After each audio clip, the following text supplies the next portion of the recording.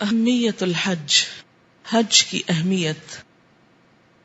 عن عمر بن الخطاب رضی اللہ عنہ انہ قال لقد هممت ان ابعث رجالا الى هذه الامصار فينظروا كل من كان له جدة ولم يحج ليضربوا عليهم الجزية ما هم بمسلمين ما هم بمسلمين رواہ سعید فی سننہ حسن۔ حضرت عمر بن خطاب کہتے ہیں کہ میں نے ارادہ کیا کچھ آدمیوں کو شہروں میں بھیجوں، وہ تحقیق کریں کہ جن لوگوں کو حج کی طاقت ہے اور انہوں نے حج نہیں کیا ان پر جزیہ مقرر کر دیں۔ جزیہ کس سے لیا جاتا ہے؟ نان مسلم سے۔ ایسے لوگ مسلمان نہیں ہیں، ایسے لوگ مسلمان نہیں ہیں۔ اسے سعید نے اپنی سنن میں روایت کیا ہے۔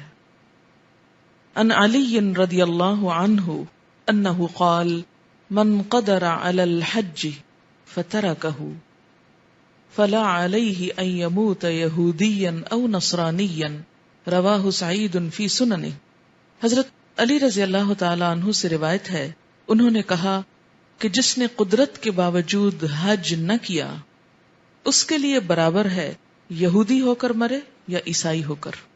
اسے سعید نے اپنی سنن میں روایت کیا ہے۔ تو گویا حج اسلام کے ایسے بنیادی فرائض میں سے ہے کہ جس میں کوتاہی انسان کے ایمان تک کو مشکوک بنا دیتی ہے۔ عن ابن عباس رضی اللہ عنہما قال قال رسول اللہ صلی اللہ علیہ وسلم من اراد الحج فلیتعجل فإنه قد يمرض المريض وتضل الدالة وتعرض الحاجة رواہ ابن ماجہ۔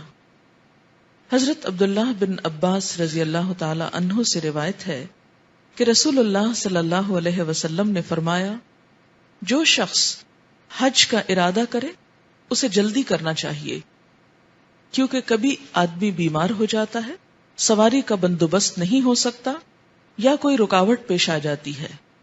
اسے ابن ماجہ نے روایت کیا ہے۔ یعنی بلا وجہ نیک کام میں تاخیر نہیں کرنی چاہیے۔ عن ابن عباس رضی اللہ عنہما عن النبی صلی اللہ علیہ وسلم قال تعجلوا الى الحج یعنی الفریضۃ فإن أحدكم لا يدري ما يعرض له رواہ احمد۔ حضرت عبداللہ بن عباس رضی اللہ تعالی عنہ نبی اکرم صلی اللہ علیہ وسلم سے روایت کرتے ہیں کہ آپ نے فرمایا، فریضہ حج ادا کرنے کے لیے جلدی کرو، کیونکہ کسی کو معلوم نہیں کہ اسے کیا عذر پیش آ جائے۔ اسے احمد نے روایت کیا ہے۔